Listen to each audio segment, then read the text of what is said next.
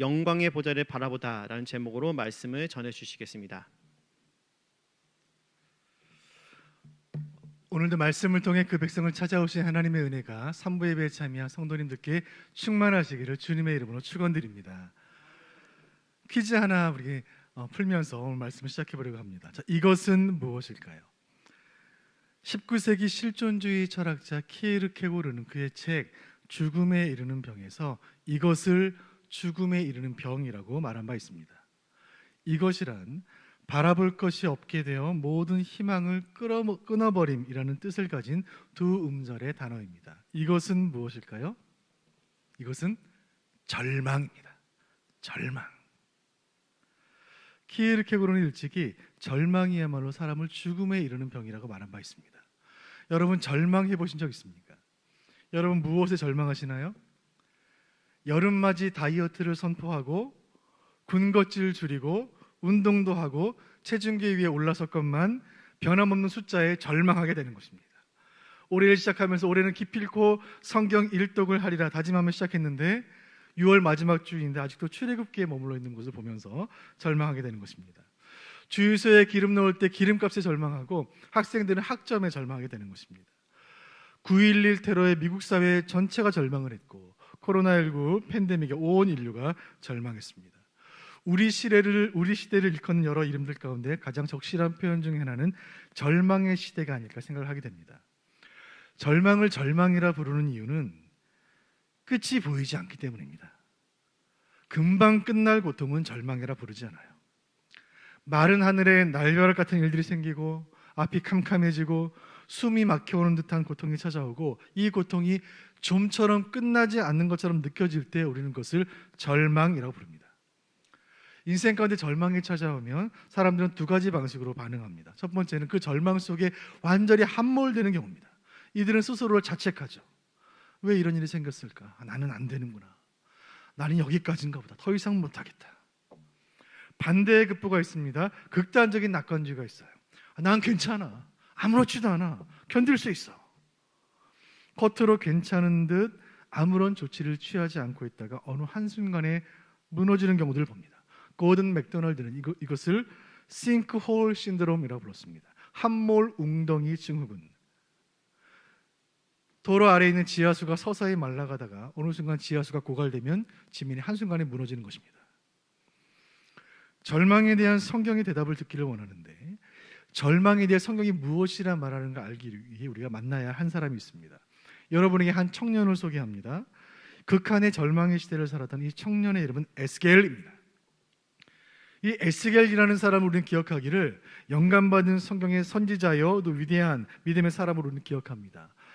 무엇이 이 에스겔로 하여금 절망을 이기고 승리의 사람이 되게 했는가? 에스겔 이 청년은 어떻게 이 절망을 극복했는가? 말씀을 통해 그 비밀을 답과 교훈을 찾아보도록 하겠습니다. 오늘 본문 에스겔 1장에 그 비밀이 담겨 있습니다. 자, 주전 7세기 땅으로 가보겠습니다. 이곳은 유다 땅 예루살렘입니다. 수도 예루살렘의 한 가정에 사내 아이가 태어났습니다. 이 아이의 아버지는 이스라엘 제사장이었습니다. 제사장 가문의 제사장의 아들로 태어난 이 아이의 미래는 태어나는 순간 결정되어 있었습니다. 아버지의 뒤를 이어 이스라엘의 제사장이 될 이 아이, 꿈 많은 어린 제사장, 전도 유망한 예루살렘의 종교 엘리트, 그가 바로 유년 시절의 에스겔입니다. 그런데 이 에스겔의 인생은 그의 뜻대로 흘러가지가 않습니다. 에스겔의 조국 유다가 어려움을 당해요. 그 당시 에스겔의 시대의 조국 유다는 희망과 절망이 교차하고 있었습니다. 최악의 왕이었던 므낫세 왕이 죽고 요시야라는 새로운 왕이 왕위에 오릅니다. 이 요시야, 이 신실한 왕은 그 땅에 가득했던 우상들을 제거하고 예배를 회복하는 재건운동을, 개혁운동을 시작합니다. 때마침 젊은 선지자 예레미야가 등장하여 시대를 향하여 말씀 사역을 힘있게 시작했습니다. 백성들은 생각합니다. 야, 이제 이 민족 회복되겠구나. 이 땅에 가득했던 영적 어두움은 사라지고 민족의 영광이 되살아나겠구나. 뭔가 새롭고 희망적인 일들이 일어날 것이라는 기대가 온 나라를 감돌고 있었습니다. 그런데 개혁자 요시야 왕이 갑작스럽게 죽게 되면서 그 분위기가 급속히 냉각이 됩니다. 이 고대 근동의 패권자 아시리아의 세력이 약화되면서 신흥 강국 바벨론이 강성해지고 있었습니다. 이 북방에서 바벨론이 강성해지고 있을 때 남방의 맹주 이집트가 이를 예의주시하고 있었습니다. 그리고 바벨론이 움직이자 이집트가 군사적인 맞대응에 나서게 됩니다. 주전 605년에 고대 근동의 통치권을 차지하기 위한 이 두 제국의 충돌을 고대 전쟁사는 갈그미스 전투라고 불러요. 이 갈그미스 전투의 승리는 바벨론에게 돌아가고 패배한 이집트는 고대 근동의 2인자로 조용히 머물러야만 했습니다. 바벨론은 승리 여파를 몰아 남쪽으로 계속해서 남하하다가 유다를 침공하게 됩니다. 파죽지세로 몰아치는 바벨론의 공격을 막아내기에, 그 대제국을 막아내기에 유다는 역부족이었습니다. 유다는 멸망했고 유다 왕 여호야긴을 포함해 1만여 명의 유다 백성들이 바벨론 땅으로 포로로 끌려갑니다. 그 포로들 가운데 한 사람이 에스겔이에요. 수습 제사장이었던 에스겔, 이때 그의 나이 25살. 고향 예루살렘 땅에서 수백 킬로 떨어진 바벨론 땅, 그 땅에 있던 한 강 그발이라는 강가에서 에스겔의 이야기는 계속됩니다. 우리 에스겔서 1장 1절 말씀 같이 보시죠. 같이 읽습니다. 시작. 서른째 해 넷째 달 초다새에 내가 그발 강가 사로잡힌 자 중에 있을 때 하늘이 열리며 하나님의 모습이 내게 보이니. 2절도요. 여호야긴 왕이 사로잡힌 지 5년 그달 초세라. 아멘. 어느덧 바벨론 포로 생활이 5년째로 접어들고 있었습니다. 25세 그 땅에 도착한 그 에스겔의 나이 30살이 되었어요. 여러분, 30살이라는 나이는 어떤 의미인가요? 예전에 김광석이라는 가수가 서른 즈음에라는 노래를 불렀는데, 이 노래 가사에 얼마나 은혜가 되는지. 점점 더 멀어져 간다. 머물러 있는 청춘인 줄 알았는데 비어있는 내 가슴 속에 더 아무것도 찾을 수가 없네. 눈물이 그렁그렁하며 30살에 이 노래를 들었던 기억이 납니다. 30 미만이신 여러분들, 슬픈 소식을 전해드립니다. 30살이 다 가고 있습니다. 그날이 도적같이 이를 것입니다. 여러분, 앞자리가 바뀌는 그 가슴 철렁한 기분을 여러분 아시나요? 에스겔에게 30번째 생일은 유독 우울한 생일이었습니다. 그는 최소한 3가지의 큰 절망을 그 생일에 경험했습니다. 첫 번째는 상황적 절망이에요. 상황이 너무나 좋지 않았어요. 자막 보여주세요. 상황적 절망. 에스겔은 30살이 되기를 기다렸습니다. 30살은 본격적인 제사장의 사역을 시작하는 나이예요. 그런데 30살이 된 지금 그는 바벨론에 있는 거예요. 우상의 제국이 이교의 왕국인 바벨론, 자막됐습니다.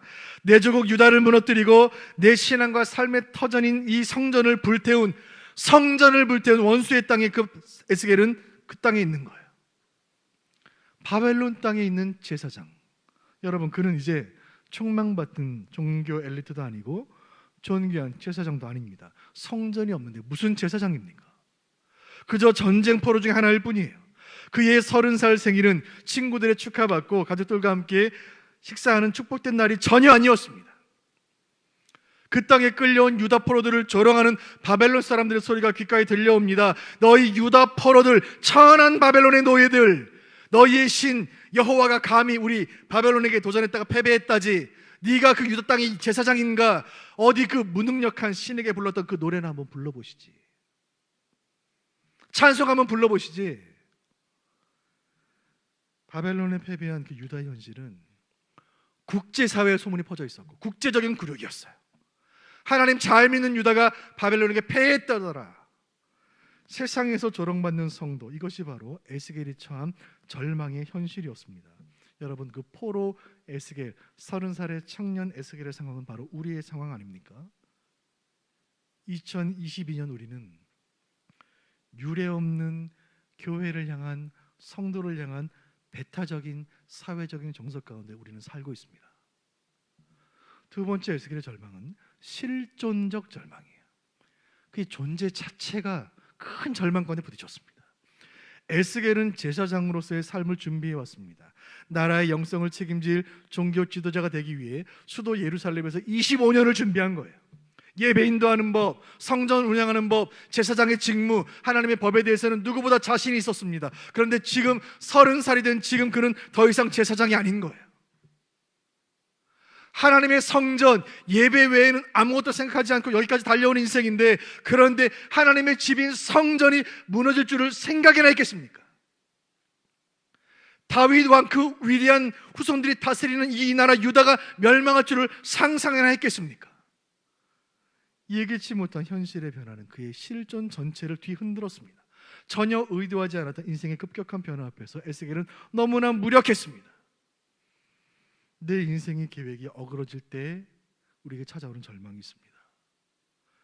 내가 비전이라고 믿었고 내가 소명이라고 생각했던 그 길에서 때로 급격히 변화를 경험하게 되는 것, 이것이 저와 여러분의 삶이 아닌가요? 세 번째 절망은, 에스겔에게 가장 견디기 힘들었던 이 세 번째 절망은 신학적 절망이에요. 그의 가지고 있던 모든 신앙과 신념이 다 무너지는 절망. 제사장이기 전에, 청년이기 전에 하나님의 존재와 주권과 통치를 믿는 한 사람의 신앙인으로서 하나님의 백성이라 불리는 그 유다의 패배를 어떻게 받아들여야 하는가? 아시리아에 이어서 바벨론에 이어서 이집트로 이어지는 고대 근동의 맹주들의 팀에 끼어 끝없는 수탈과 순환을 반복하는 내 조국은 과연 하나님의 나라인 것이 맞는가? 이 현실을 보고도 하나님이 그 백성 사랑하신다고 말할 수 있고 하나님이 이 나라를, 이 세상을 다스린다고 말할 수가 있는가? 내가 평생 믿었던 그 하나님 지금 어디에 있는가? 하나님의 공의는 살아있는가? 왜 의인은 쇠하고 악인들은 득세하는가? 왜 의롭게 살고자 발버둥 치고 있는 나의 삶은 곤고해지고 있는데 진리를 멸시하는 자들의 형편은 점점 더 좋아지고 있는가? 바벨론 땅 그발 강가에 선 에스겔, 낯선 땅에 끌려와 강제 노역 현장에서 고통 속에 있는 그 청년 에스겔의 허망한 표정을 상상해 보시길 바랍니다. 바로 오늘 지금 이 자리 대한민국 사회에서 청년으로 살아가고 성도로 살아가는 우리들의 표정이 아닌가요? 그 현실의 절망적 지점에서 에스겔서는 시작이 되고 있습니다. 에스겔서 1장, 하나님의 대반전의 역사가 시작이 됩니다. 1장 1절 하반절 말씀 보겠습니다. 시작. 내가 그발 강가 사로잡힌 자 중에 있을 때에 하늘이 열리며 하나님의 대반전의 시작입니다. 하늘이 열린다는 것은 하나님의 계시가 시작된다는 의미입니다. 지금은 성경 66권이 완성되었기 때문에 하나님께서 그렇게 일하지 않으시지만 성경 계시가 완성되기 이전 하나님은 다양한 방식으로 그분의 뜻을 전하셨고 때로는 하늘이 열리면서 하나님의 계시가 임할 때가 있었습니다. 하나님의 계시가 에스겔에게 임하기 시작합니다. 3절 말씀 보시죠. 3절 시작. 갈대아 땅 그발 강가에서 여호와의 말씀이 부시의 아들 제사장 나 에스겔에게 특별히 임하고 여호와의 권능이 내 위에 있으리라. 아멘.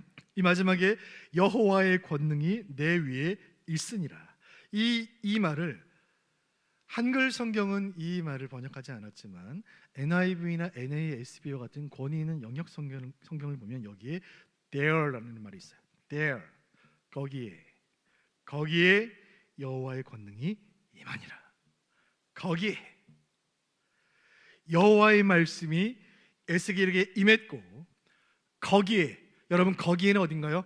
바벨론 땅에, 예루살렘이 아닌 저 이방인의 땅에, 성전이 아닌 그발 강가에, 내 조국이 아닌 포로의 삶의 현장 가운데 늘 좋은 일만 있고 늘 내 인생 잘 풀리는 그 순간이 아니라 내 인생 꼬여가는 그 시간에 절망의 현실 가운데 수치와 고통의 삶 가운데 거기에 하나님의 권능이 임하니라. 다른 번역들을 보면 하나님의 손이라는 말 이렇게 번역했습니다. 여호와의 손에 붙잡혔다. 권능이 나를 붙잡았다. 위에서부터 갑작스럽게 덮치는 하늘의 강한 어떤 힘에 의해 낚아채였다는 뜻입니다. 여러분, 여호와의 권능은, 그곳에 임한 여호와의 권능은 저항할 수 없는 하나님의 능력인 줄로 믿습니다. 위대한 개혁자 칼빈은 이것을 가리켜 불가항력적 은혜라고 불렀습니다. 불가항력적 은혜, 저항할 수 없는 은혜. 하나님을 거부하는 인간의 모든 본성을 꺾으시고 그의 백성에게 강권적으로 부어주시는 하나님의 은혜, 인간의 연약함, 인간의 불신, 세상의 죄악을 뚫고 위로부터 쏟아져 내리는 하나님의 권능. 이 권능은 절망의 시대를 살아가는 그 백성을 보호하시는 하나님의 능력이요, 고통의 세상을 하루하루 견뎌내는 성도들을 구원하시기 위한 하나님의 열심인 줄로 믿습니다.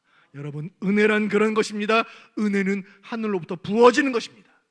하나님이 부으시면 누구도 피할 수가 없는 것입니다. 사랑하는 성도 여러분, 부흥이란 그런 것입니다. 갑작스럽게 임하는 것입니다. 우리 자신과 공동체를 향해 덮으시는 하나님의 권능, 그것이 부흥인 것입니다. 거기에 여호와의 권능이 임했고 그 권능 가운데 에스겔의 특별한 경험이 시작이 됩니다. 4절 말씀 보시죠. 4절 말씀 읽겠습니다. 시작. 내가 보니 북쪽에서부터 폭풍과 큰 구름이 오는데 그 속에서 불이 번쩍번쩍하여 빛이 그 사방에 비치며 그 불 가운데 단쇠 같은 것이 나타나 보이고. 아멘. 하늘이 열리고 하나님께서 보여주시는 환상이 에스겔에게 보이기 시작합니다. 내가 보니 거대한 폭풍 가운데 비바람과 번개가 몰아칩니다. 강력한 비바람 앞에서 서 있기도 힘든 그 상태 속에서 청년 선지자 에스겔은 두 눈을 치켜뜨고 폭풍 속의 환상을 바라봅니다. 그 기록이 4절 이후에요. 여러분 4절 말씀 본문을 보셨는데 이 4절의 본문의 기록 다시 한번 보여주세요. 이 4절의 환상의 시작은 성경 전체에서 가장 해석하기 어려운 본문 가운데 하나예요. 이 구약 성경은 히브리어로 기록이 되어 있는데 히브리어를 이 원문을 읽으면 그 문법들이 변칙적으로 사용이 돼요. 문법이 맞지가 않아요. 동사와 대명사의 성표기가 일정하지 않아요. 여러분, 이 에스겔서를 기록하는 선지자 에스겔은 높은 교육을 받은 엘리트입니다. 그가 왜 그랬을까요? 여러분, 너무나 놀라운 것을 보면, 너무나 갑작스럽고 충격적인 모습을 보면 극도의 흥분적인 상태에서는 정확히 글쓰기가 어렵습니다. 에스겔이 바로 그런 상황이에요. 에스겔은 충격적이고 너무나 놀라운 그 무엇을 본 것입니다. 그것이 무엇일까? 5절 6절 봅니다. 5절 6절 5절 보여주시죠. 시작. 그 속에서 내 생물의 형상이 나타났는데 그들의 모양이 이러하니 그들에게 사람의 형상이 있더라. 6절. 그들에게 각각 내 얼굴과 내 날개가 있고. 아멘. 그 폭풍우 속의 비바람 속에 내 생물의 형상이 나타났는데 내 얼굴을 가졌습니다. 하나는 사람 얼굴, 하나는 사자 얼굴, 하나는 소의 얼굴, 하나는 독수리의 얼굴, 그리고 내 날개를 가진 그 생물을 본 거예요. 대체 이것이 무엇인가? 여러분, 영화나 다큐멘터리나 옛 문헌들을 보면 고대 종교에서 만들어진 그 신전들을 우리가 사진을 그림을 통해 보게 되는데 그 신전들 입구에 보면 신전을 지키는 수호 생물 조각상들이 있습니다. 신전을 지켜준다라고 믿는 그 조각상들을 새겨놓은 것들을 보게 돼요. 그리고 바벨론을 포함한 이 고대 근동의 문화를 보면 신의 보좌를 지키는 그 존재들을 고대 사람들이 믿었습니다. 그것들을 조각상으로 거대한 석상으로 만들어 놓는데 이 생물이 마치 그 모습 같은 거예요. 동물의 얼굴과 날개를 가졌고 다리를 가졌고 인간과 같은 직립 형태를 한 그런 모습들 여러분 많이 영화에서 보셨을 거예요. 그런데 그 고대 신전에 있는 석상과는 전혀 다른 모습인 거예요. 자, 14절 보겠습니다. 14절 보시면 자, 그 생물들은 번개 모양같이 왕래하더라. 번개처럼 동해 번쩍 서해 번쩍 움직이는 거예요. 지금 에스겔이 환상 중에 본 그 환상은 이방 우상들의 신전에 있는 수호상과는 근본적으로 다른 것입니다. 이 네 생물은 놀라운 속도로 그야말로 빛의 속도로 움직이고 있는 거예요. 선지자는 궁금했습니다. 이전에는 본 적이 없는 이 경이로운 이 움직임을 한 이 생물, 과연 이것이 어떻게 이렇게 빠르게 움직일 수 있을까? 이 선지자는 그 생물이 땅과 닿아 있는 그 아래쪽을 환상 속에 보게 됩니다. 그 15절 말씀 보시죠. 자, 무엇을 보았는가? 15절 시작. 내가 그 생물들을 보니 그 생물들 곁에 있는 땅 위에는 바퀴가 있는데 그 내 얼굴을 따라 하나씩 있고. 아멘. 자세히 보니까 이 놀라운 속도로 움직이는 역동적인 이 생물은 바퀴를 가진 거예요. 바퀴를 가졌기 때문에 모든 공간으로 전광석화처럼 움직이고 있는 거예요. 전 우주적인 기동성을 가지고 있는 것입니다. 계속해서 에스겔은 생물의 머리 위를 바라봅니다. 26절 보실까요? 26절 시작. 그 머리 위에 있는 궁창 위에 보좌의 형상이 있는데 그 모양이 남보석 같고 그 보좌의 형상 위에 한 형상이 있어 사람의 모양 같더라.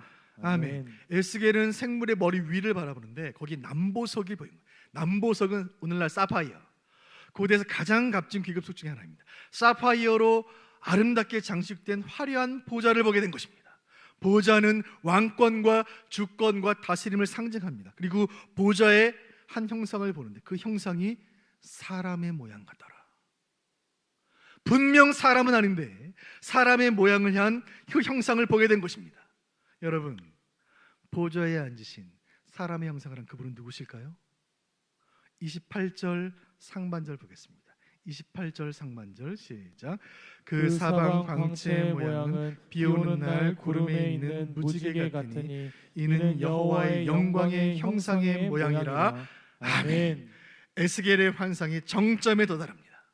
선지자의 눈앞에 펼쳐진 환상, 그 환상의 클라이맥스는 높이 들린 보좌였고 그 빛난 보좌 위에 앉아 계시는 사람의 모양이란 그 존재, 사람의 형상처럼 보였던 그 존재는 바로 여호와의 형상이었습니다. 하나님을 본 거예요. 에스겔은 왜 자신이 본 것을 표현하기가 힘들었는지 이제야 알게 되었습니다. 하나님을 보게 된 거예요. 하나님은 글로 묘사하거나 사람의 말로 설명하기에 부족한 분인 줄로 믿습니다. 하나님은 설명되는 분이 아닌 거예요. 하나님은 체험하는 분이에요. 체험되는 분이에요. 에스겔은 생각합니다. 내가 폭풍 속에서 본 것이 하나님의 보좌요 하나님의 형상이라면 에스겔은 모든 환상의 수수께끼가 그제야 머릿속에서 풀리게 됩니다. 그렇다면 내 생물, 내 머리, 내 날개는 무엇인가? 4라는 숫자는 동서남북 4개의 방향을 뜻할 것입니다. 모든 방향으로, 모든 열방 가운데, 모든 우주 공간 가운데 하나님의 존재가 가득하구나. 그렇다면 바퀴는 무엇인가요?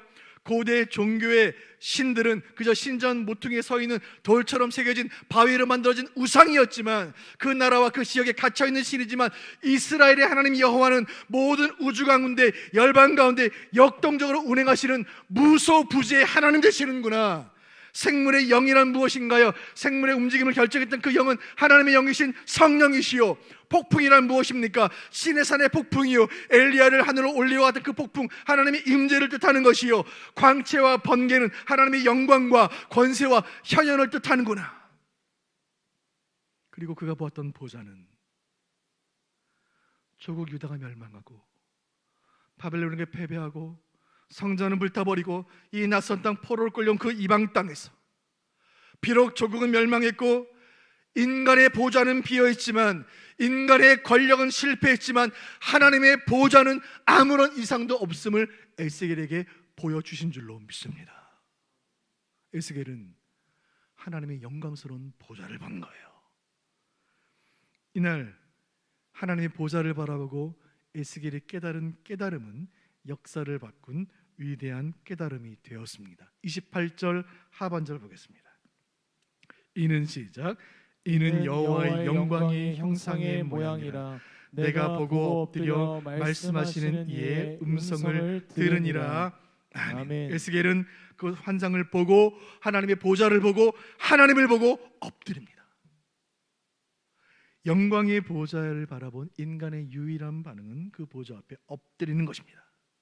에스겔은 환상의 궁극적인 실체인 하나님의 영광에 직면하게 되자 온몸에 있던 모든 에너지가 고갈되는 것을 느꼈습니다. 육체적으로, 정신적으로, 영적으로 완전한 탈진 상태를 경험해요. 그리고 풀썩, 마치 고목나무처럼 그의 육체는 앞으로 엎드러집니다.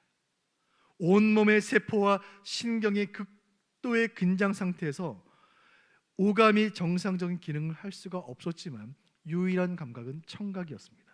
엎드린 채로 에스겔은 여호와의 말씀을 듣기 시작합니다.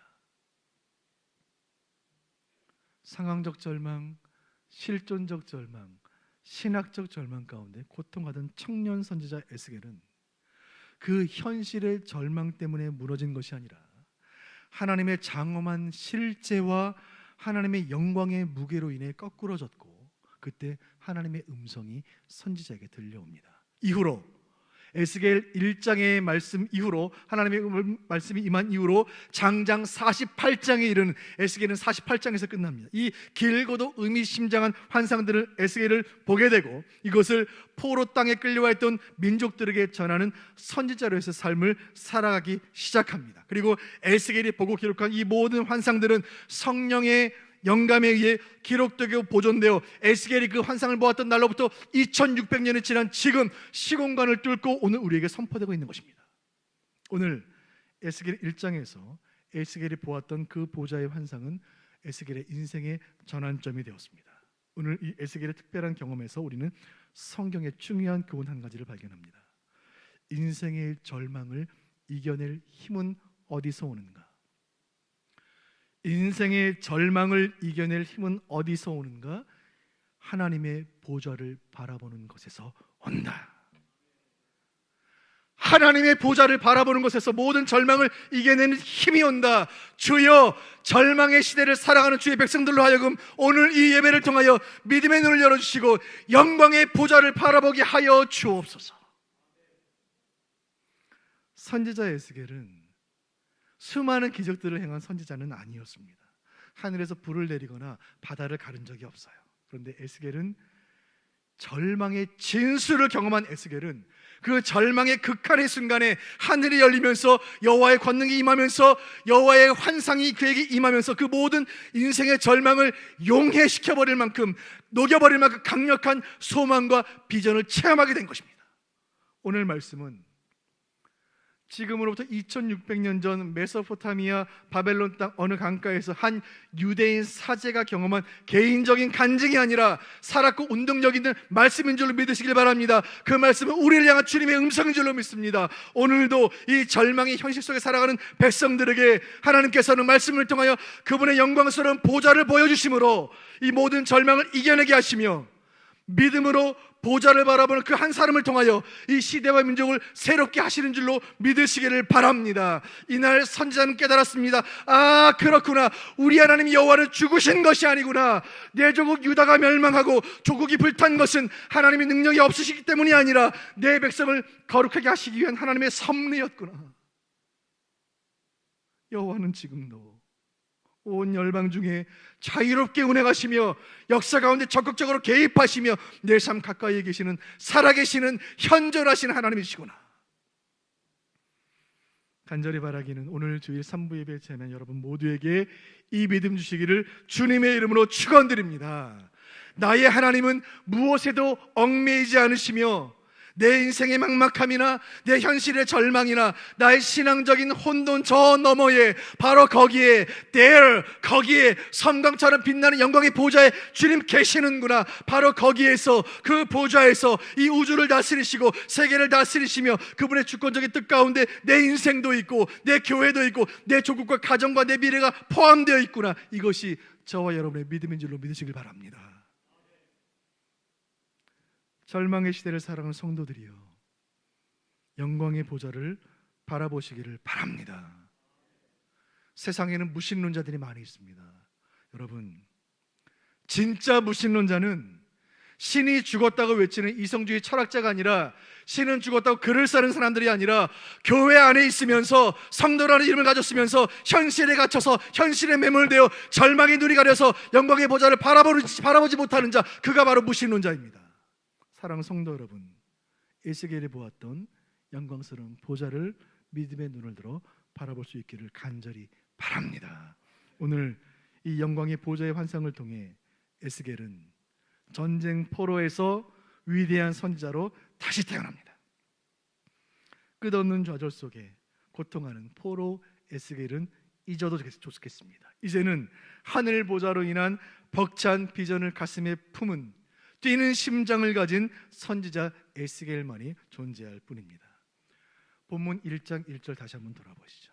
본문 1장 1절 같이 읽어보겠습니다. 시작. 내가 그발 강가 사로잡힌 자 중에 있을 때에 아멘.